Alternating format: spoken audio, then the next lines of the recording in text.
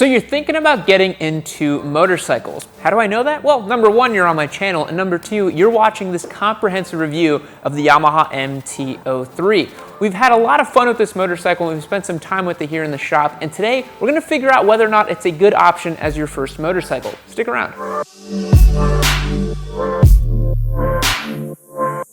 So before we get started, why do I have an MT03? Well, I'm actually giving it away on my website, YammieNoob.co. If you go there and get signed up, you can join our awesome Discord community, and you'll get entered to win a lot of these motorcycles here. We've got this Sparkpillen 401, another awesome beginner motorcycle. We've got this Ducati V2, awesome red hot super bike, and we've got a ton of other options over here. So click the link down below, go to YammieNoob.co, sign up, and get entered to win these bikes.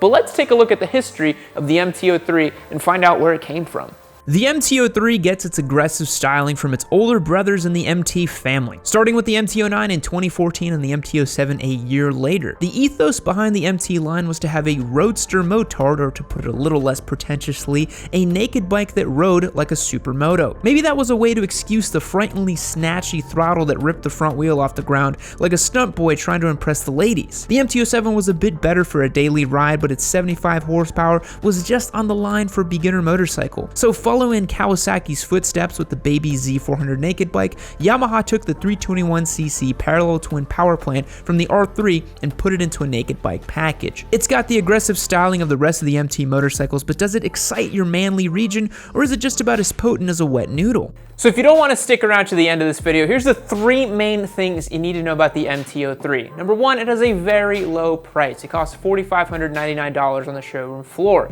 Number two, it has a very low seat height, 30.7 inches to be exact. And number three, it's a very simple and easy motorcycle to ride and to understand. Now let's dive in a little bit deeper.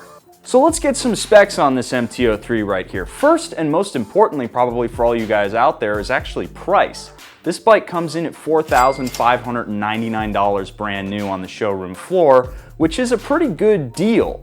Next, you got a 321cc parallel twin ripped right out of the R3 and plonked into this motorcycle that makes 44 horsepower, perfectly A2 compliant for all of you A2 boys over there in Europe who just elevated yourself from the 125cc wasteland. So for suspension componentry, you have a 37mm inverted front fork pulled from the 2019 R3, which is non-adjustable, but it's pretty solid set from the factory. Next, you've got a monoshock here in the back, also nothing to write home about, but you do have preload adjustability. While the suspension's not amazing, it is perfectly adequate for the daily rider and the use case for this motorcycle. The next big piece is the seat height. It's actually 30.7, which is just about Grom height. That is a huge deal for somebody who's getting into motorcycling for the first time. Rounding out specs here, we have a 373-pound wet weight, which is nice and light for your beginner bike. And then finally, praise Rossi, we have LED turn signals from the factory Yamaha. Thank you! We got rid of those floppy dog ears for these really nice LED units. So now that we've talked a little bit about specs, let's talk about the MT03 in context of its rivals. There's actually a lot of competition in the baby naked bike market. So let's break them down and compare them directly against the MT03. So first up is the obvious rival to the MT03. It's Kawasaki's own Z400. It's based on the Ninja 400 platform, so it features a 399cc parallel twin engine, making 45 horsepower and 28 foot-pounds of torque. It features a similar 30.9-inch seat height, so it's going to be really approachable for beginner riders as well. In our opinion, since it's only $400 more, you're getting a bike with better brakes, better torque, better suspension, and with the slip-assisted clutch. I think the Z400 is the bike to get. Next up on our list today is the Honda CB300R. That bike costs you $4,939, features a 286cc single that makes 30 horsepower and a wimpy 20 foot-pounds of torque. It has a taller seat height at 31.5 inches, and it does have a nice professional styling to it over the MT's aggressive Transformers face.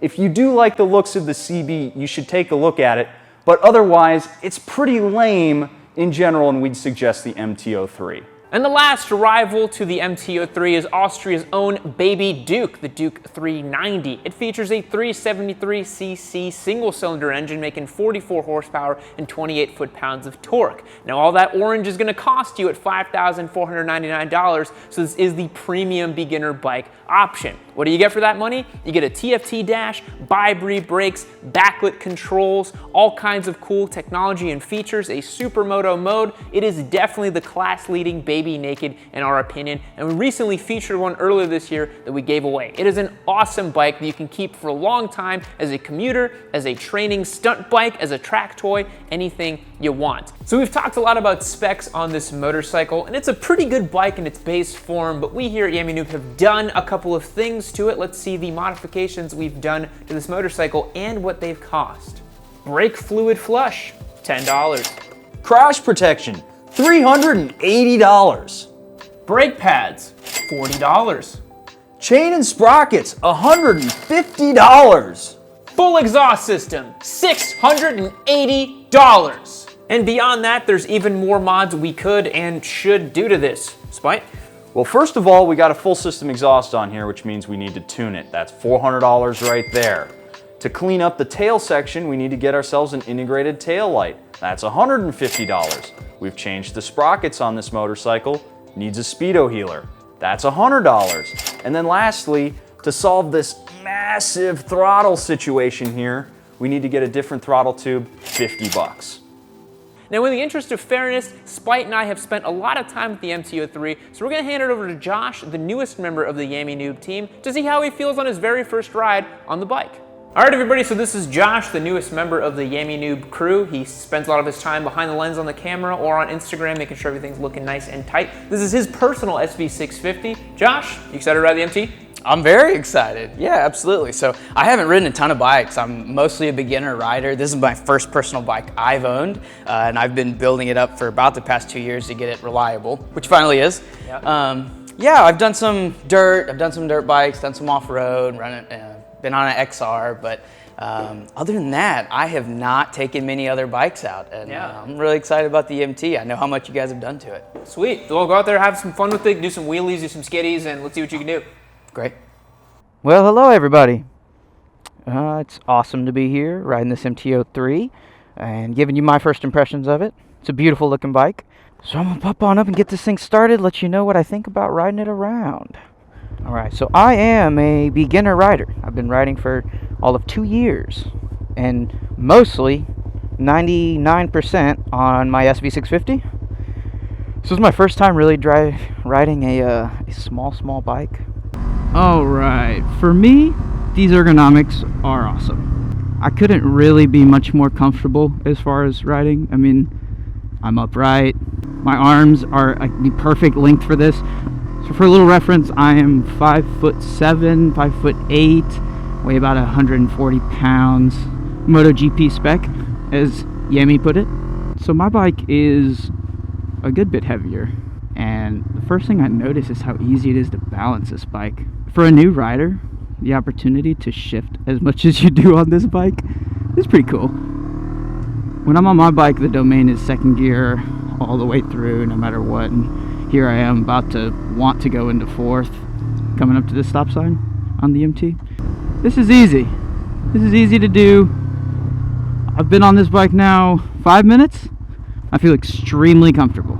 Slow speed stuff is ridiculously easy. It's awesome. It feels great on this bike. Almost like it was built to do that stuff. The way it carries its weight is really impressive. It's like it feels so light. I mean, broke the back tire. Yeah, that took a little bit longer than I'm used to get up to 60 miles an hour. As a first impression or so on the little bike, yes, they are slower.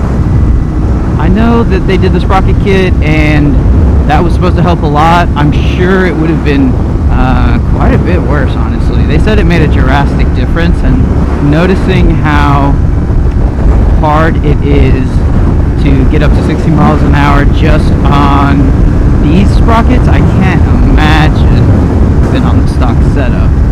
But that being said, you can still pick where you want to go in traffic. You know, which is probably one of the big benefits of being on a motorcycle is you just have so many more options about who to go in front of and behind. And we were doing all 70 there. Didn't have any issue picking the more forward spot. It still feels so nimble, even 65.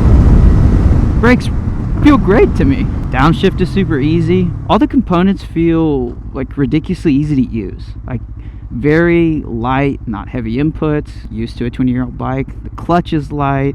The brakes feel very light to touch and grab and pull. The shift lever, like compared to my bike, I don't even like feel when I'm moving. And I mean, I wear riding boots obviously, but yeah, the clicking of dropping into the gear is really nice and subtle. All right, what do I think though? I've been on here probably 10 minutes now. I really like it. First thing is how comfortable I feel. I notice even on my bike, I feel like I'm reaching out to here to hold my handlebars.